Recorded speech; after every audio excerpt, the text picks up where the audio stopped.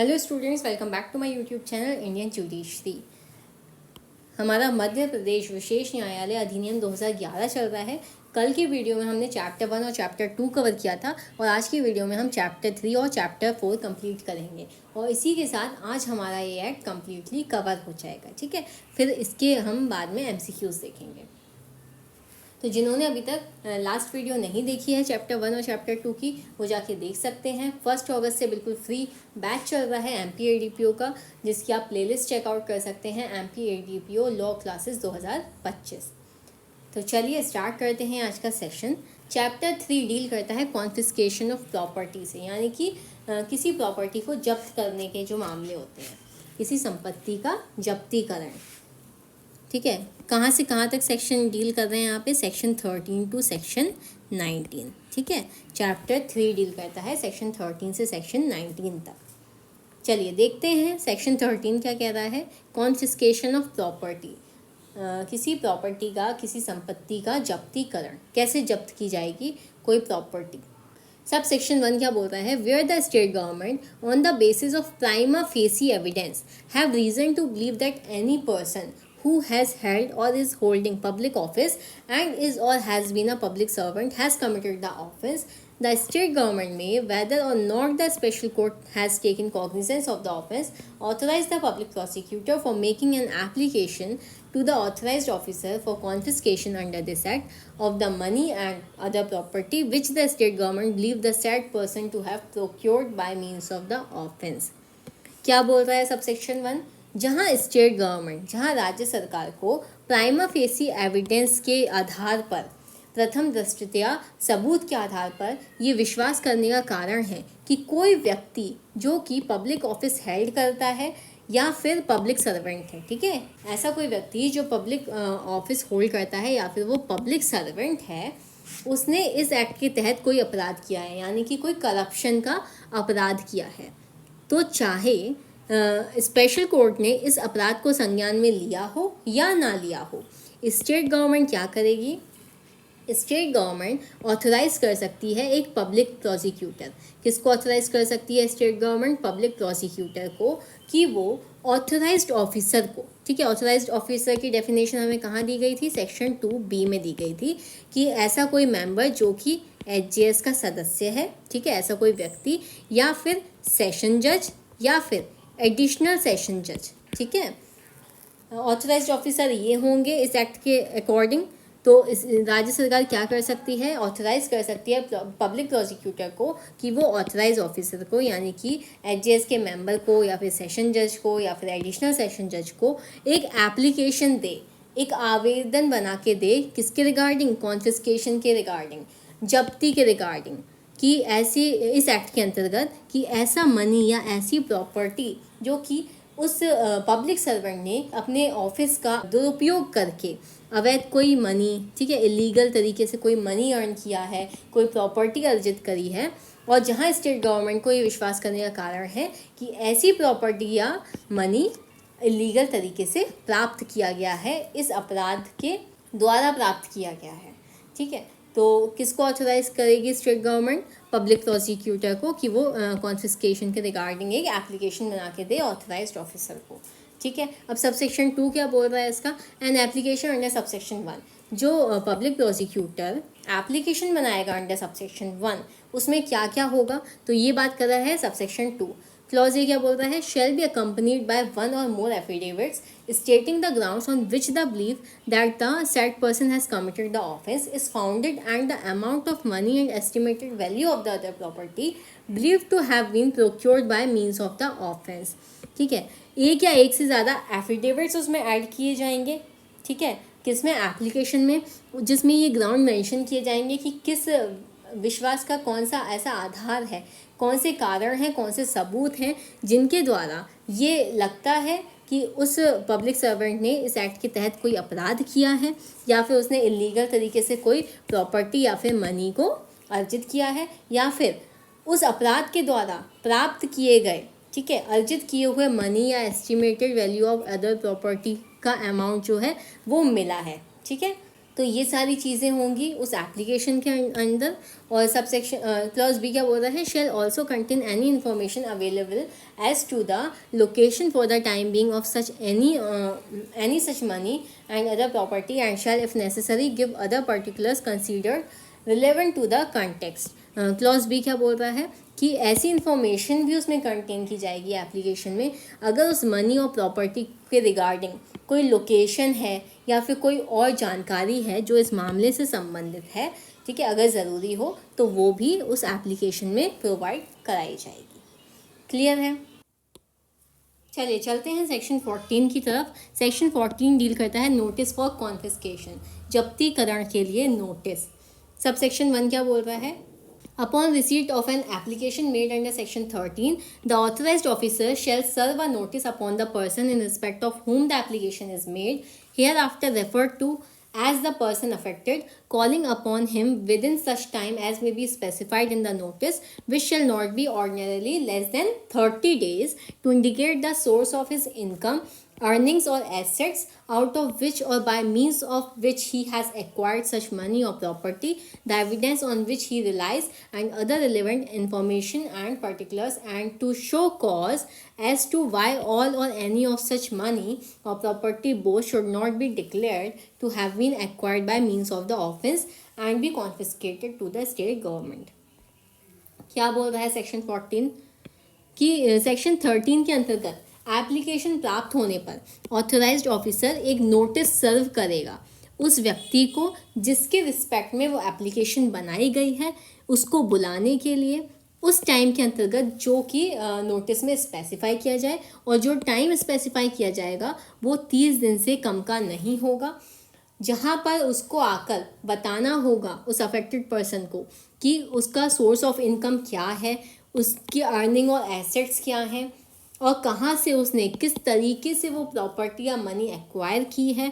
ठीक है, अगर कोई एविडेंस है तो वो उसको लेकर आना होगा उससे रिलेटेड, या कोई इन्फॉर्मेशन और पर्टिकुलर्स भी उसको लेके आने होंगे, और साथ ही ये कारण बताना होगा कि क्यों उसकी प्रॉपर्टी या फिर मनी को डिक्लेयर नहीं किया जाना चाहिए कि वो प्रॉपर्टी या मनी इलीगल मीन्स से या फिर ऑफेंस के माध्यम से एक्वायर की गई है, और क्यों स्टेट गवर्नमेंट को वो कॉन्फिस्केट नहीं करना चाहिए, यानी कि क्यों राज्य सरकार के द्वारा वो प्रॉपर्टी या पैसा जब्त नहीं करना चाहिए। ठीक है, तो सब सेक्शन 1 बहुत ही सिंपल सी बात कर रहा है कि जो ऑथराइज्ड ऑफिसर है ना, उसको जब एप्लीकेशन प्राप्त हो जाएगी अंडर सेक्शन 13 तो वो एक नोटिस जारी करेगा। ठीक है, किसको बुलाएगा, अफेक्टेड पर्सन को बुलाएगा। ठीक है, और उससे पूछा जाएगा कि कहाँ से उसने वो प्रॉपर्टी एक्वायर की है। ठीक है, क्या उसका माध्यम है उस प्रॉपर्टी को एक्वायर करने का, और क्यों उस प्रॉपर्टी को डिक्लेयर नहीं किया जाना चाहिए कि वो प्रॉपर्टी जो है वो इलीगल मीन्स से हासिल की गई है, या फिर क्यों कॉन्फिस्केट नहीं किया जाना चाहिए उस प्रॉपर्टी को स्टेट गवर्नमेंट के द्वारा। ठीक है, सिर्फ ये चीज़ें हैं इसमें सेक्शन 14 के सबसेक्शन 1 में। और सबसेक्शन 2 क्या बोल रहा है, where a notice under subsection 1 to any person specified any money और प्रॉपर्टी और both as being held on behalf of such person by any other person, a copy of the notice shall also be served upon such other person. Subsection 2 में भी बहुत simple सी बात हो रही है कि अगर कोई व्यक्ति का पैसा या प्रॉपर्टी जो उसने इलीगल मीन्स से एक्वायर की है वो किसी और व्यक्ति के पास रखी गई है, तो उस दूसरे व्यक्ति को भी वो नोटिस सर्व किया जाएगा। ठीक है, उसकी एक कॉपी उस दूसरे व्यक्ति को भी दी जाएगी। और सबसेक्शन 3 क्या बोल रहा है, notwithstanding anything content in subsection 1 the evidence information and particulars brought on record before the authorised officer by the person affected or the state government shall be open to be rebutted in the trial before the special court, provided that such rebuttal shall be confined to the trial for determination and adjudication of guilt of the offender by the special court under this act। Subsection 3 बोल रहा है कि जो भी सबूत, information या कोई document authorised officer को दिए गए, चाहे एक्यूज ने दिए हों या स्टेट गवर्नमेंट ने, उनको आप स्पेशल कोर्ट के सामने ट्रायल में दोबारा चैलेंज कर सकते हो, रिब्यूट कर सकते हो।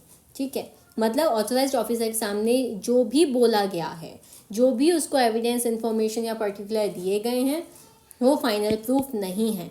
बाद में जब केस स्पेशल कोर्ट में चलेगा तो दोनों साइड के पास ये मौका होगा बोलने का कि ये सबूत गलत है या मिसलीडिंग है या इनकम्प्लीट है, ठीक है, या इसका एक्सप्लेनेशन सही नहीं है।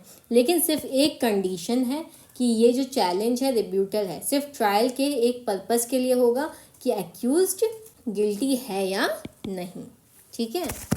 तो ये कहता है सबसेक्शन 3, मतलब कि ओपनली इसको चैलेंज किया जा सकता है उस एविडेंस, इंफॉर्मेशन या पर्टिकुलर को जो कि ऑथराइज्ड ऑफिसर के सामने रखे गए हैं।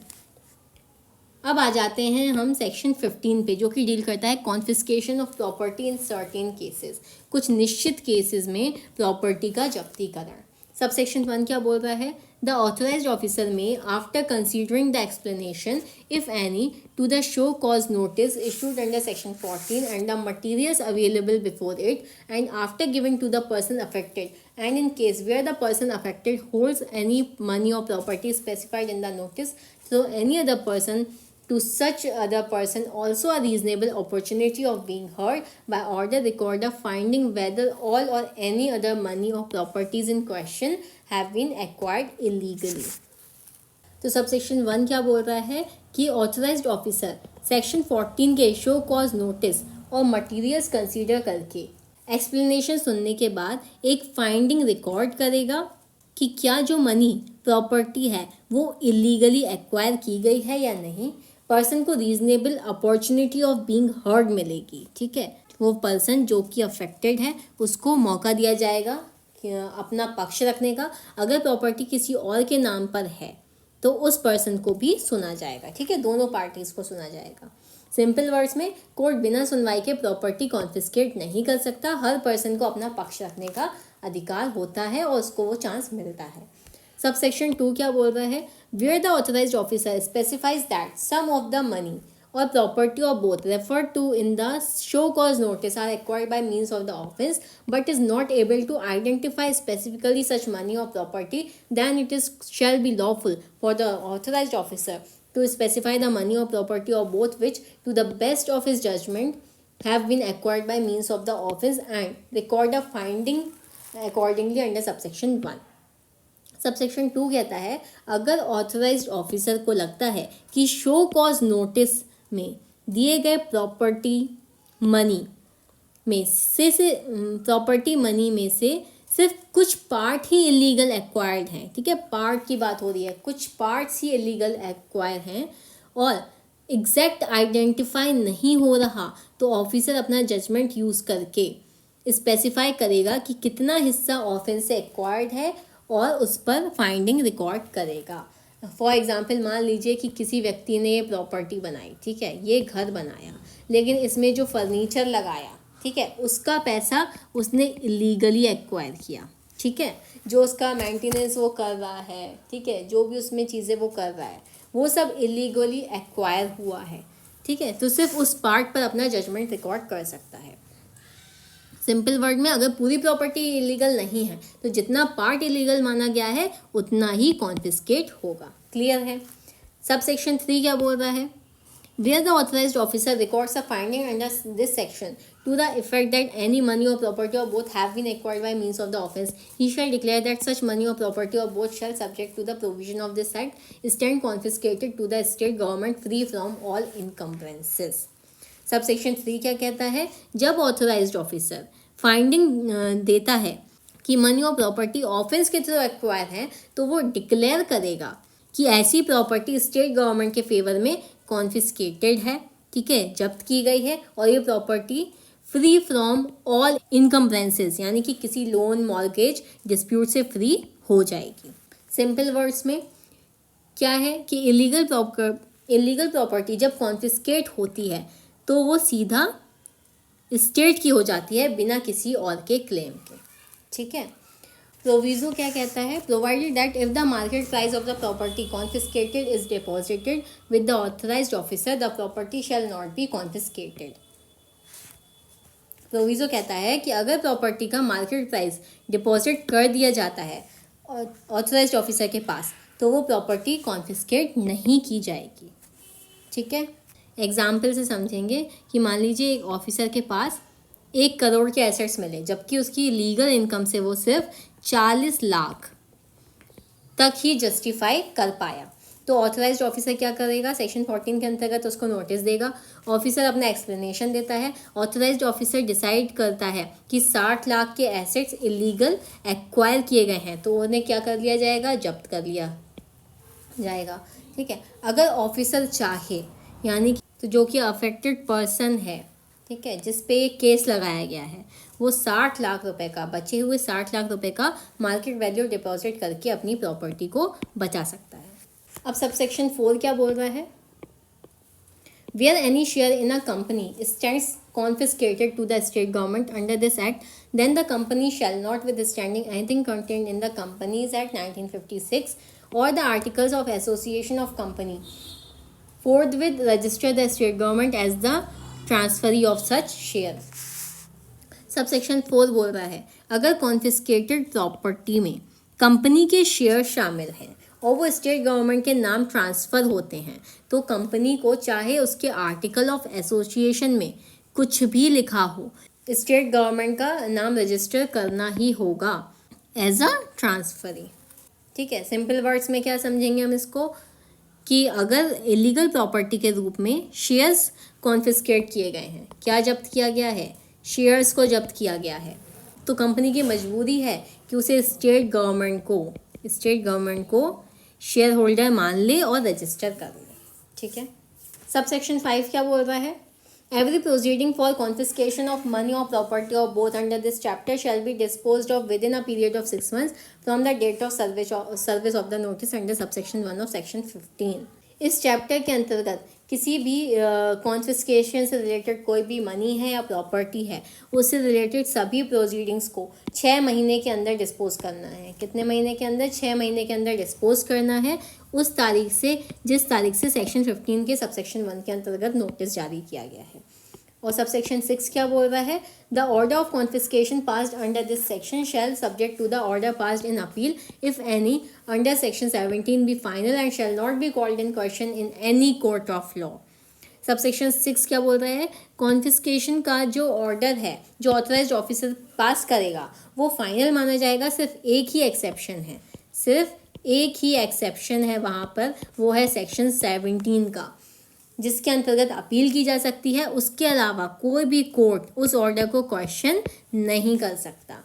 सिंपली समझेंगे, कॉन्फिस्केशन ऑर्डर के खिलाफ सिर्फ 17 में अपील की जा सकती है, इसके अलावा कोई रास्ता नहीं है, किसी कोर्ट में उसको चैलेंज करना अलाउड ही नहीं है।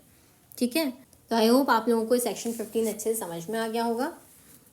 चलिए अब आ जाते हैं सेक्शन 16 पे, जो कि डील करता है transfer to be null and void. ठीक है, स्थानांतरण नल और वॉइड होगा। कौन से केस में, where after the issue of a notice under section 14 any money और प्रॉपर्टी और both refer to in the said notice are transferred by any mode whatsoever, such transfer shall for the purpose of the proceeding under this act be void, and if such money or property or both are subsequently confiscated to the state government under section 15, then the transfer of such property or money or both shall be deemed to be null and void।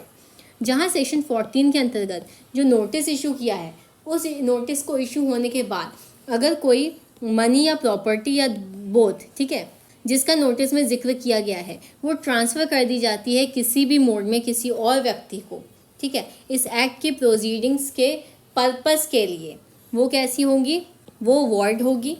और अगर कोई पैसा या फिर कोई property या दोनों जो कि सेक्शन 15 के अंतर्गत स्टेट गवर्नमेंट के द्वारा जब्त कर ली गई है, तो ऐसा ट्रांसफ़र भी कैसा माना जाएगा, नल और वॉइड माना जाएगा। ठीक है, मतलब कि सेक्शन 14 के अंतर्गत अगर कोई नोटिस इशू किया गया है या फिर सेक्शन 15 के अंतर्गत स्टेट गवर्नमेंट के द्वारा कोई प्रॉपर्टी को या मनी को कॉन्फिस्केट कर लिया गया है, जब्त कर लिया गया है, सीज कर लिया गया है, ठीक है, उसके बाद अगर कोई ट्रांसफ़र किया जाता है उस प्रॉपर्टी के रिगार्डिंग या फिर उस मनी के रिगार्डिंग, ठीक है, या फिर दोनों ही चीज़ें किसी और व्यक्ति को ट्रांसफ़र कर दी जाती हैं, तो ऐसा स्थानांतरण कैसा माना जाएगा, नल और वॉइड माना जाएगा। ठीक है, सेक्शन 17 क्या बोल रहा है, अपील। ठीक है, अपील से डील कर रहा है। इस एक्ट में याद रखिएगा 2 सेक्शन हैं, एक है सेक्शन 9 जो कि है अपील अगेंस्ट स्पेशल कोर्ट, ठीक है, और एक है सेक्शन 17 जो अपील से ही डील करता है। ठीक है, तो याद रखिएगा सेक्शन 9 में अपील है और सेक्शन 17 में है।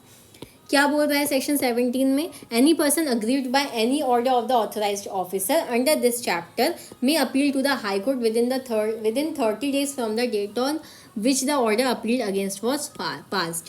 अगर कोई व्यक्ति अग्रीव्ड है किसी ऑथराइज्ड ऑफिसर के द्वारा दिए गए आदेश से इस चैप्टर के अंतर्गत, तो वो अपील कहाँ कर सकता है? हाई कोर्ट में कर सकता है। कितने दिन के अंदर? 30 दिन के अंदर, उस दिन से जिस दिन जो है ऑर्डर पास किया गया था। सबसेक्शन 2 क्या बोल रहा है? Upon any appeal preferred under this section the high court may after giving such parties as it thinks proper and opportunity of being heard pass such order as it thinks fit. इस section के अंतर्गत appeal prefer करने पर अगर high court को लगता है तो वो दोनों पार्टीज़ को सुनवाई का मौका दे सकता है। ठीक है, सबसेक्शन 3 क्या बोल रहा है? An appeal preferred under subsection 1 shall be disposed preferably within a period of 6 months from the date it is preferred and stay order, if any passed in an appeal shall not remain in force beyond the prescribed period of disposal of appeal। तो subsection 3 क्या बोला है? Subsection 1 में जो appeal prefer की गई है high court को, वो कितने दिन में डिस्पोज की जाएगी? With in the period of 6 month. ठीक है, 6 महीने के अंदर उस अपील को डिस्पोज करना है हाई कोर्ट को, उस तारीख से जिस तारीख से स्टे ऑर्डर लगाया गया था या फिर जिस तारीख से जो है अपील प्रेफर की गई थी। और अगर कोई अपील तब पास की गई है जब 6 महीने का टाइम ख़त्म हो गया है या फिर जो प्रिस्क्राइब पीरियड है वो ख़त्म हो गया है, तो ऐसे अपील का ऑर्डर जो है वो मतलब इनफोर्स में नहीं रहेगा, वो किसी काम का नहीं रहेगा। सिंपल सी बात है। ठीक है, तो 6 महीने के अंदर ही अंदर उसको डिस्पोज करना है। 6 महीने के बाद या प्रिस्क्राइब पीरियड के बाद अगर वो डिस्पोज होगी अपील तो उसका कोई भी महत्व नहीं रहेगा। ठीक है, सेक्शन 18 क्या बोल रहा है? पावर टू टेक पोजेशन, कब्जा लेने की शक्ति। Where any money or property or both have been confiscated to the state government under this act, the concerned authorized officer shall order the person affected, as well as any other person who may be in possession of the money or property or both, to surrender or deliver possession thereof to the concerned authorized officer or to any person duly authorized by him in this behalf within 30 days of the service of the order। जहाँ कोई money, जहाँ कोई पैसा या कोई संपत्ति या दोनों चीज़ें स्टेट गवर्नमेंट के द्वारा इस एक्ट के अंतर्गत जब्त कर ली गई हैं, ठीक है, जो कंसर्न ऑथराइज्ड ऑफिसर होगा वो आदेश दे सकेगा उस अफेक्टेड व्यक्ति को या फिर किसी अदर पर्सन को जिसके कब्जे में वो मनी या प्रॉपर्टी है। समझिए बात को, यानी कि अगर कोई व्यक्ति मतलब जो पर्सन अफेक्टेड है, जो पब्लिक सर्वेंट है, उसको भी ऑर्डर दे सकेगा ऑथराइज्ड ऑफिसर कि आप वो प्रॉपर्टी सरेंडर कर दीजिए, उसका पोजेशन डिलीवर कर दीजिए। और जहाँ पर अभी हमने ऊपर कहाँ पढ़ा था, सेक्शन 16 में पढ़ा था कि जो ट्रांसफ़र कर दिया जाएगा वो नल और वॉइड होगा। तो मान लीजिए अगर ट्रांसफ़र कर दी उस व्यक्ति ने प्रॉपर्टी किसी और व्यक्ति को, तो उस व्यक्ति को भी आदेश दिया जा सकता है कि अपना जो आपने जो पोजीशन ले रखा है प्रॉपर्टी पर या मनी पर या दोनों चीज़ों पर, वो डिलीवर कर दीजिए, उसको सरेंडर कर दीजिए। किसको करना है? टू द ऑथराइज्ड ऑफिसर को करना है या फिर ऐसे व्यक्ति को जो ऑथराइज किया गया है। ठीक है, कितने दिन के अंदर किया जाएगा? With in 30 days. ठीक है, जिस दिन ऑर्डर दिया ऑथराइज्ड ऑफिसर ने कि आप अपना पोजीशन वापस दे दीजिए, सरेंडर कर दीजिए, डिलीवर कर दीजिए पोजीशन, तो कितने दिनों के अंदर पोजीशन डिलीवर करना होगा? 30 दिन के अंदर करना होगा। प्रोविजो क्या बोल रहा है? Provided that the authorised officer on an application made in that behalf and being satisfied that the person affected is residing in the property in question may instead of dispossessing him immediately from the same permit such person to occupy it for a limited period to be specified on payment of market rent to the state government and thereafter such person shall deliver the vacant possession of the property। देखिए यहाँ पर section 18 में बहुत ही महत्वपूर्ण बात हो रही है प्रोविजो में कि अगर ऑथराइज्ड ऑफिसर एप्लीकेशन बनाने पर अगर एप्लीकेशन दे दी उस अफेक्टेड पर्सन ने ऑथराइज्ड ऑफिसर को और वो सेटिस्फाइड हो गया कि जो व्यक्ति अफेक्टेड है, जिसके अगेंस्ट मुकदमा चल रहा है, वो उसी प्रॉपर्टी में रह रहा है जो प्रॉपर्टी क्वेश्चनड है। ठीक है, जिस प्रॉपर्टी पे बात चल रही है कि वो इलीगल तरीके से अर्जित की गई है, अगर वो उसी प्रॉपर्टी में वो व्यक्ति रह रहा है तो उसको उसी समय डिस्पोजेस करने के बजाय, मतलब उसको उसका पोजीशन छीनने की बजाय क्या कर सकता है, परमिट कर सकता है ऑथोराइज्ड ऑफिसर उस व्यक्ति को कि वो एक लिमिटेड पीरियड के लिए उस को पोजीशन में रखे, उस प्रॉपर्टी को ऑक्यूपाई करे, लेकिन स्टेट गवर्नमेंट को मार्केट रेंट देना होगा उस प्रॉपर्टी का। और उसके बाद क्या होगा, वो जो व्यक्ति है, अफेक्टेड व्यक्ति, वो डिलीवर करेगा सरकार को उस प्रॉपर्टी का वैकेंट पोजीशन, उसका खाली पोजीशन किसको डिलीवर करेगा, स्टेट गवर्नमेंट को डिलीवर करेगा। ठीक है। अब सब सेक्शन 2 क्या बोल रहा है, if any person refuses or fails to comply with an order under subsection 1, the authorized officer may take possession of the property and may for that purpose use such force as may be necessary। अब subsection 2 में जो आदेश दिया गया कि भाई आप रख लो property, आप उसको पजेस कर लो, उसको ऑक्यूपाई कर लो लिमिटेड पीरियड के लिए, लेकिन मार्केट रेंट पे स्टेट गवर्नमेंट को रेंट देते रहो। लेकिन अगर वो इस ऑर्डर को कंप्लाई करने में फेल हो गया या फिर वो मना कर देता है, तो ऑथराइज्ड ऑफिसर क्या कर सकता है, उस प्रॉपर्टी का पोजीशन ले सकता है और उतना फोर्स यूज़ कर सकता है जितना ज़रूरी है। सबसेक्शन 3 क्या बोल रहा है, notwithstanding anything contained in subsection 2, the authorised officer may for the purpose of taking possession of any money और प्रॉपर्टी और both referred to in subsection 1 requisition the service of any public officer, any police officer to assist, and it shall be the bounden duty of such officer to comply with such requisition। तो subsection 3 क्या बोल रहा है कि subsection 2 में किसी बात के होते हुए भी ऑथराइज्ड ऑफिसर क्या कर सकता है, उस मनी या प्रॉपर्टी को पोजीशन लेने के लिए जो कि सबसेक्शन 1 में रेफ़र किया गया है, किसी पुलिस ऑफिसर की हेल्प ले सकता है कि वो उसकी मदद करे उस प्रॉपर्टी या मनी का पोजीशन लेने में, और वो उस ऑफिसर की, पुलिस ऑफिसर की एक बाउंडेड ड्यूटी होगी। ठीक है, कि उस ऑथराइज्ड ऑफिसर के कहने के अकॉर्डिंग काम करना है। अब सेक्शन 19 क्या बोल रहा है, रिफंड ऑफ कॉन्फिस्केटेड मनी और प्रॉपर्टी, जब्त हुई संपत्ति या पैसे का refund. Where an order of confiscation made under section 15 is modified or annulled by the High Court in appeal, or where the person affected is acquitted by the special court, the money or property or both shall be returned to the person affected, and in case it is not possible for any reason to return the property, such person shall be paid the price thereof, including the money so confiscated, with the interest at the rate of 5% per annum thereon calculated from the date of confiscation।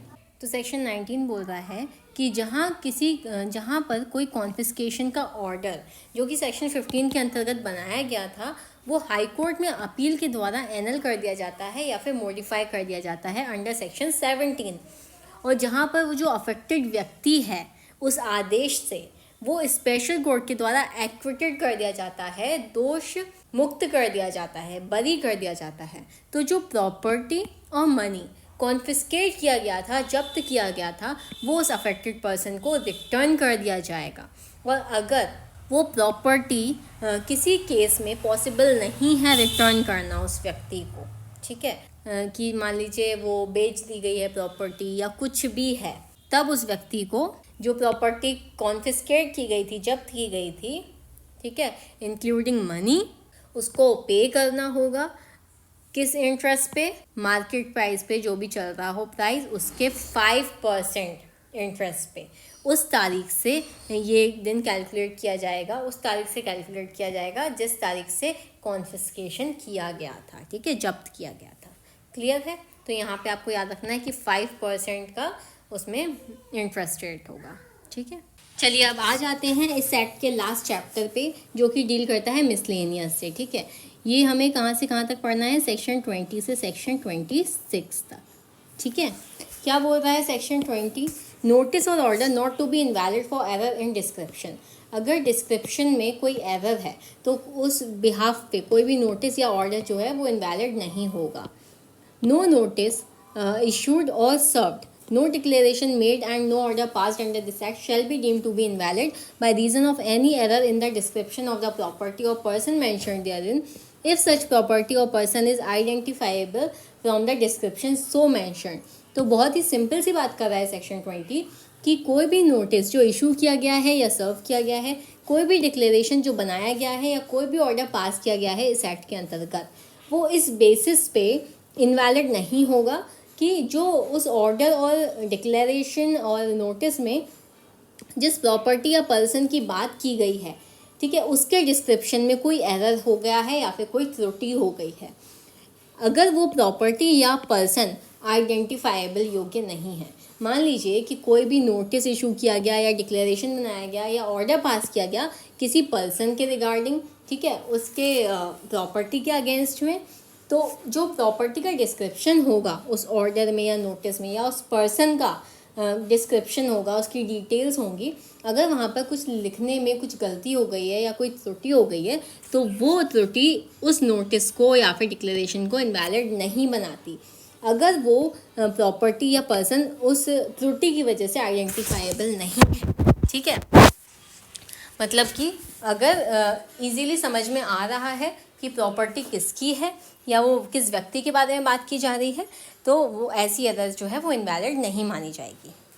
अब आ जाते हैं हम section 21 पे, जो deal करता है act to be in addition to any other law. The provision of this act shall be in addition to and not in derogation of any other law for the time being in force, and nothing contained herein shall exempt any public servant from any proceeding which might apart from this act be instituted against him. इस act के जितने भी provisions हैं वो addition में हैं, ठीक है, अतिरिक्त में हैं, किसी भी अदर लॉ को ये डेरोगेट नहीं करते, किसी भी अदर लॉ का अल्पीकरण नहीं करते। ठीक है, और यहाँ पर जो बात कही गई है कि ये सारे एक्ट जो हैं, सारे प्रोविज़न जो हैं वो एडिशन में है, डेरोगेशन में नहीं है, ये बात किसी भी पब्लिक सर्वेंट के अगेंस्ट में कोई केस इंस्टीट्यूट करने को एग्जाम्प्ट नहीं करती है किसी अदर एक्ट में। ठीक है, यानी कि अगर किसी पब्लिक सर्वेंट के खिलाफ कोई यहाँ पर चल रही हैं प्रोसीडिंग स्पेशल कोर्ट में, ठीक है, और अगर किसी अदर कोर्ट में भी चल रही हैं, तो वो ये वाला जो सेक्शन है ना वो उसको एग्जाम नहीं करता, पब्लिक सर्वेंट को छूट नहीं देता कि वो किसी और केस में जो है उसके अगेंस्ट फाइल इंस्टीट्यूट नहीं किया जा सकता। तो मतलब ये जो सेक्शन है बेसिकली वो बोल रहा है कि ऐसा नहीं है कि पब्लिक सर्वेंट के अगेंस्ट जो केस होंगे वो सिर्फ स्पेशल कोर्ट में होंगे, किसी और कोर्ट में भी इसके अगेंस्ट सूट फाइल किया जा सकता है। ठीक है, इस एक्ट की, इस सेक्शन की कोई भी बात पब्लिक सर्वेंट को एग्जाम्प्ट नहीं कर सकती है इस बात से। ठीक है, सेक्शन 22 क्या बोल रहा है? Bar to other proceeding save as provided in section 9 and section 17, notwithstanding anything contained in any other law, no suit or other legal proceeding shall be maintainable in any court in respect of any money or property or both, ordered to be confiscated under section 15। Section 9 और section 17 को छोड़ के section 9 किससे deal करता है? Appeal against special court. और section 17 में क्या है? अपील किसके अगेंस्ट हो रही है? किसी ऑथराइज्ड ऑफिसर के द्वारा बनाए गए ऑर्डर के अगेंस्ट हो रही है। ठीक है, तो सेक्शन 9 और सेक्शन 17 के अलावा किसी भी लॉ में किसी भी बात के होते हुए भी कोई भी सूट या अदर लीगल प्रोसीडिंग जो है वो मेंटेन नहीं की जाएगी किसी भी कोर्ट में किसी ऐसी मनी या प्रॉपर्टी से रिलेटेड या दोनों से रिलेटेड जो कि सेक्शन 15 में जब्त कर ली गई है। समझ रहे हो आप बात को? सेक्शन 15 में जो प्रॉपर्टी या मनी को जब्त किया जाएगा, सीज किया जाएगा, उसके अगेंस्ट में सिर्फ और सिर्फ अपील कहाँ होगी? सेक्शन 9 और सेक्शन 17 के अंतर्गत। इसके अलावा कोई भी लॉ कुछ भी बोले, ठीक है, जो प्रॉपर्टी सेक्शन 15 के अंतर्गत कॉन्फिस्केट की गई है उसके अगेंस्ट में कोई भी सूट, कोई भी लीगल प्रोसीडिंग किसी भी कोर्ट में नहीं की जाएगी। ठीक है, ये अदर प्रोसीडिंग को बार कर रहा है ये सेक्शन। ठीक है, सेक्शन 23 बोल रहा है protection of action taken in good faith. ठीक है, यहाँ पर ये गुड फेथ का सेविंग क्लॉज आ गया है कि नो सूट प्रोसिक्यूशन और other legal proceeding shall lie against any person for anything in good faith done और intended to be done in pursuance of this act. कोई भी सूट, कोई भी प्रोसिक्यूशन या फिर कोई भी लीगल प्रोसीडिंग उस व्यक्ति के अगेंस्ट में लाई नहीं करेगी जिसने इस एक्ट के अंतर्गत गुड फेथ और गुड इंटेंशन में कोई कार्य किया है। अब सेक्शन 24 क्या बोल रहा है? Power to make rule. नियम बनाने की शक्ति किसके पास होगी इस एक्ट के अंतर्गत? तो the state government may by notification make such rules if any as it may deem necessary for carrying out the purpose of this act. State government जो है वो नोटिफिकेशन के द्वारा रूल्स बना सकती है जो वो ज़रूरी समझे इस एक्ट के पर्पस को कैरी आउट करने के लिए। सबसेक्शन 2 क्या बोल रहा है, every rule made under subsection 1 shall be laid before the state legislative assembly. तो सबसेक्शन 1 के अंतर्गत जो भी रूल्स बनाए जाएंगे स्टेट गवर्नमेंट के द्वारा वो स्टेट लेजिस्लेटिव के सामने रखे जाएंगे। सेक्शन 25 क्या बोल रहा है, ओवर राइडिंग इफेक्ट। इस एक्ट का कैसा इफेक्ट होगा, ओवर राइडिंग इफेक्ट होगा। Notwithstanding anything in the act और any other law for the time being in force, the provision of this act shall prevail in case of any inconsistency. किसी भी act में, किसी भी other law में, किसी भी बात के होते हुए अगर इस एक्ट के प्रोविज़न किसी अदर एक्ट के प्रोविज़न से इनकन्सिस्टेंट होंगे, असंगत होंगे, ठीक है, यानी कि जो प्रोविज़न्स होंगे वो कॉन्ट्राडिक्शन में होंगे एक दूसरे के, तो इसी एक्ट के यानी कि मध्य प्रदेश विशेष न्यायालय के ही प्रोविज़न्स जो हैं वो प्रभावी होंगे। ठीक है, तो ये एक्ट जो है इसका ओवर राइडिंग इफेक्ट है दूसरे एक्ट्स पे। ठीक है, और लास्ट सेक्शन क्या बोल रहा है, section 26, power to remove difficulty, यानी कि डिफ़िकल्टीज़ को हटाने की शक्ति किसके पास होगी। If any difficulty arises in giving effect to the provision of this act, state government may by order not inconsistent with the provision of this act remove difficulty। अगर कोई डिफ़िकल्टी अराइज होती है इस एक्ट के provision को effect देने में, ठीक है, तो स्टेट गवर्नमेंट जो है वो ऑर्डर के द्वारा, आदेश के द्वारा ऐसी डिफ़िकल्टी को रिमूव कर सकती है इस एक्ट के प्रोविज़न पे कोई भी असंगत प्रभाव डाले बिना। ठीक है, और प्रोविज़ो क्या बोल रहा है, provided that no such order shall be made after the expiry of a period of 2 years from the commencement of this act. Proviso बोल रहा है कि ऐसा कोई भी ऑर्डर इस एक्ट के कमेंसमेंट से 2 साल के एक्सपायरी के बाद, ठीक है, 2 साल कंप्लीट होने के बाद नहीं किया जाएगा, कोई भी ऐसा ऑर्डर नहीं बनाया जाएगा। मतलब कि जिस तारीख से ये एक्ट जो है वो कमेंस हुआ है उसके 2 साल के अंदर ही अंदर आप कोई ऐसा ऑर्डर दे सकते हो, उसके बाद नहीं। तो यहाँ पे है जो हमारा सेक्शन 26 और ये पूरा एक्ट कंप्लीट हो गया है। अब हम नेक्स्ट वीडियो में इसके MCQs करेंगे। ठीक है, तो अब आपकी क्लास कब होगी, परसों होगी 28 अगस्त को। ठीक है, मॉर्निंग 9 AM। तो मिस मत कीजिएगा। 28 और 29 को हम इसके MCQs करने वाले हैं। ठीक है, और 30 को, ठीक है, 30 अगस्त को बिल्कुल भी मत भूलेगा, आप सभी का टेस्ट है, ये जो हमने 5 एक्ट इस मंथ में कंप्लीट किए हैं उनका। ठीक है, उसके लिए आपको क्या करना होगा, हमारा टेलीग्राम चैनल जो है वो ज्वाइन कर लीजिएगा। डिस्क्रिप्शन में मैं लिंक डाल दूँगी और कमेंट्स में भी पिन कर दूँगी। ठीक है, तो मिलते हैं नेक्स्ट वीडियो में। वीडियो पसंद आई हो तो please do like, share, subscribe. Thank you for watching.